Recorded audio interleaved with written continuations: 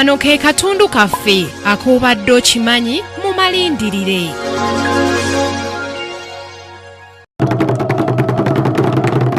Ekinyoola nkoto n'akaleega bica tuzze tubiraba sabbiiti nga 3 emabega. Omusaayi ogutalina musango mwe guzze guyiikira mu bukuubagano buno obutamanyiddwako nsibuko mu bwakabaka bw'e Rwenzururu mu maserengeta ga Uganda.